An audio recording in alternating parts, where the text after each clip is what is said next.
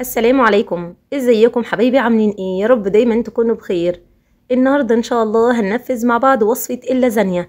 عملناها مع بعض بطريقة قبل كده، وان شاء الله هننفذ طريقة كمان ليها ونشوف الفرق ما بين الاتنين. عايزة اقول لكم مع بعض النهارده هنعمل الصينية دي بدون او البايركس ده بدون زبدة ولا زيت كتير، هي معلقة سمنة واحدة وشوية من الزيت. لايك وشير وسبسكرايب، ويلا نسمي الله ونصلي على الحبيب.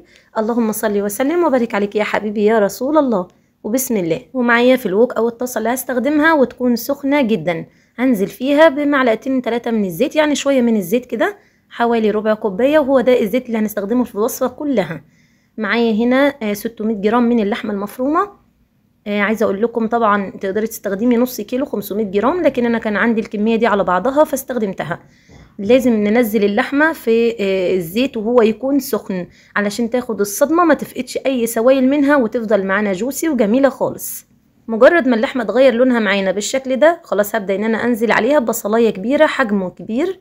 تقدري تستخدمي 2 وسط تمام، معاهم حبايه من الفلفل او الشطه، فرماهم كويس جدا مع بعض في الكبه، وابدا ان انا اضيفهم ونقلب المكونات مع بعض بالشكل ده. ويا ريت لو النار تكون مش هاديه خالص، ومعايا لو حبيتي تزودي بصل كمان مفيش مشكله تمام.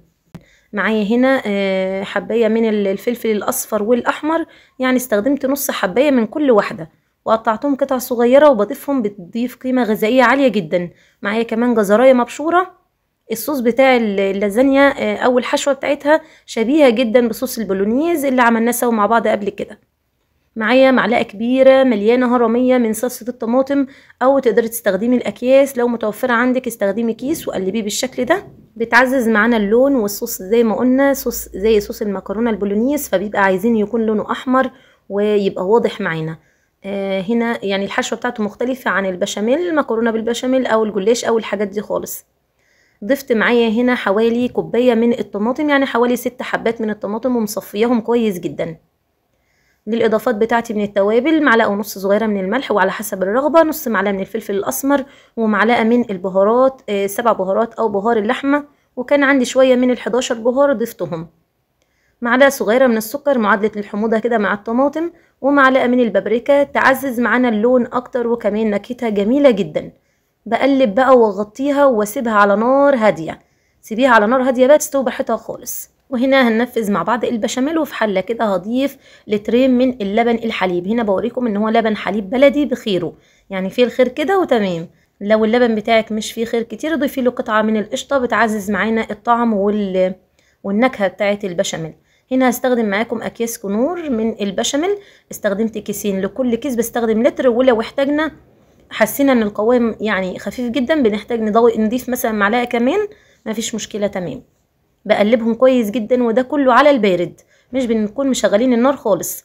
هنا الاضافه بقى اللي انا قلت لكم عليها، معلقه السمنه دي بتعزز معانا جدا طعم البشاميل، وهي دي معلقه السمنه اللي هنضيفها في الوصفه بتاعتنا كلها. خلاص قلبنا المكونات كويس جدا، بنشغل النار بقى وعلى نار يعني متوسطه كده، وابدا ان انا اقلب باستمرار علشان ما تعملش معايا اي تكتلات، ويبقى البشاميل كريمي رائع. كان عندي ربع كوبايه من الكريمه اللباني، ما شاء الله ضفتها بتخلي معايا القوام كريمي رائع. شايفين؟ اللهم بارك، البشاميل ممتاز. طبعا احنا مش محتاجين نزود اي منكهات، الاكياس الجاهزه دي بيكون فيها منكهات كتير جدا، فخلاص كفايه جدا معايا. شايفين بقى معانا هنا الصوص بقى عامل ازاي؟ بجد خطير يعني. طلع المادة الدهنية على الوجه كده، واتسبكت براحتها خالص واستوت تمام قوي. الإضافة المميزة بقى في الحشوة بتاعتنا النهاردة جوز الطيب، حباية كده من جوز الطيب، هبشر منها حاجة بسيطة، يعني مش بنزود لأن طبعا مش مستحب، وكمان بتمرر معانا لو احنا زودنا، فرشة بسيطة لكن بتفرق جدا جدا في خلطة اللازانيا أو الحشوة بتاعتها. خلاص كده انا هقفل. انا عايزاها تكون فيها سنه ميه كده، مش عايزاها تكون ناشفه خالص، لا انا عايزاها تكون ميه معايا، يعني تكون جوسي اكتر. تمام. هنستخدم مع بعض النهارده مكرونه او لازانيا الملكه، حلوه جدا، استخدمناها مع بعض قبل كده. انا كنت بستخدم نوع زمان اسمه ايطاليانو، بس غالي جدا جدا وسعره عالي قوي. الا المكرونه الملكه بتقضي نفس الغرض وكويسه جدا.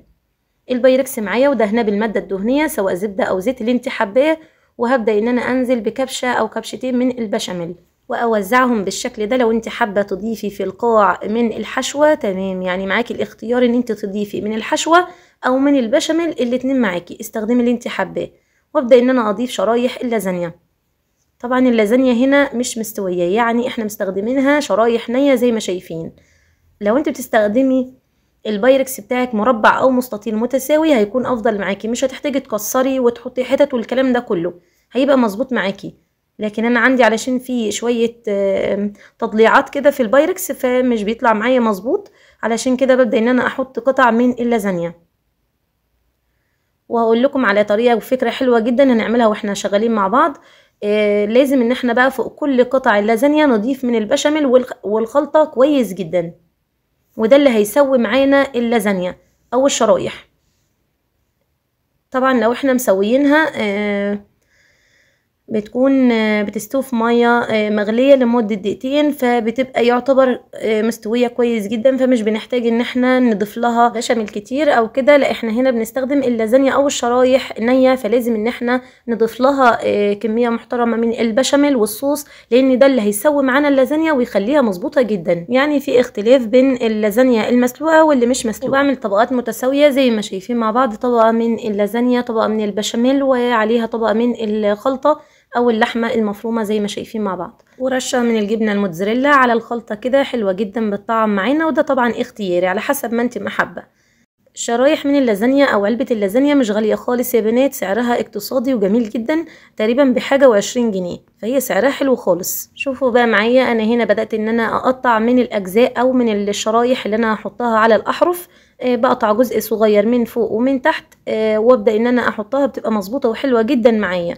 عاوزه اقول لكم دي بقى كانت عشق والدي رحمه الله عليه، كان بيحبها جدا جدا، وطبعا اول ما اكلها من ايدي فعجبته خالص بصراحه. فيعني ربنا يرحمه برحمته الواسعه يا رب، وتسلم ايديكم مقدما يا حبايبي، ربنا يحسن ما بين ايديكم وايدينا جميعا يا رب، اللهم امين. دعوه حلوه من قلبكم ولكم بالمثل ان شاء الله. ودي كده اخر طبقه معانا، بدات ان انا انزل البشاميل على طول من الحله بقى، وابدا ان انا اغطي كل البايركس كده بالشكل ده. يا سلام على البشاميل الكريمي الرائع جدا. طبعا عملنا مع بعض البشاميل البيتي اللي هو بدون الاكياس الجاهزه، فليكم حريه الاختيار لو حابين تعملوا كده او كده براحتكم خالص. شويه بقى من الجبن الموتزاريلا نغطي بيها الوجه بتاعنا كله، عايزين البايركس كله يتغطى كده بالجبن. هنبدأ ندخلها الفرن على درجة حرارة 180، هياخد معانا حوالي 40 دقيقة. نشغل الشواية تاخد الجبن لون ونشوفها سوا. شايفين تبارك الله على شكل اللازانيا والصينية، يعني خطيرة، صحة وهنا يا رب. هنا بوريكم شكلها من الأجناب. عايزة اقول لكم طبعا لازم نستنى عليها لما تهدى تماما. هوريكم بقى انا استنيت عليها 5 دقايق بس، وبدأت ان انا اقطعها معاكم وهنشوف دلوقتي سوا. اللهم صل وسلم وبارك على سيدنا محمد وعلى اله وصحبه اجمعين. هنا هبدا ان انا اقطع معاكم قطعه كده ونبدا نشوفها سوا. شايفين البشاميل عامل ازاي والجبن خطيره، يعني بجد كانت تجنن. اول قطعه معانا دي بتطلع كده رهيبه، شايفين لا بجد فظيعه، بتطلع كده ايه يعني خلطبيطه فلازم نصبر ونستنى كده على الصينيه بتاعتنا لما تهدى شويه. انا استنيت بس كمان 5 دقايق، يعني انا مش عارفه بستعجل ليه. انت طبعا لو بتقدميها في مناسبه او يكون عايزه تطلعي القطعه متساويه ومظبوطه، اصبري عليها خالص لما تهدى تماما، يعني على الاقل نص ساعه. شايفين هنا برضو انا صبرت عليها يدوب 10 دقايق، لكن تبارك الله طالعه معانا القطعه تجنن. شايفين الشرايح من اللازانيا ما شاء الله، جميله جميله فعلا. طبقات متساوية والتسوية حلوة جدا، الطعم ممتاز، والتسوية للشرايح اللازانيا ممتازة جدا، وهنشوفها مع بعض دلوقتي وانا بقطعها لكم كمان. عايزة اقول لكم بقى الفرق ما بين اللازانيا اللي بتكون مسلوقة واللي مش مسلوقة. اللازانيا اللي مش مسلوقة بتبقى معانا الطبقات واضحة بالشكل ده وطعمها لذيذ، لكن اللازانيا المسلوقة بتبقى طعمها اخف، يمكن مش بتظهر معانا الطبقات لكن طعمها بيكون حلو جدا. الاتنين احلى من بعض، صحة وهنا على قلبكم يا رب. بشكركم جدا وكل اللي وصل معايا الوقت ده، والسلام عليكم.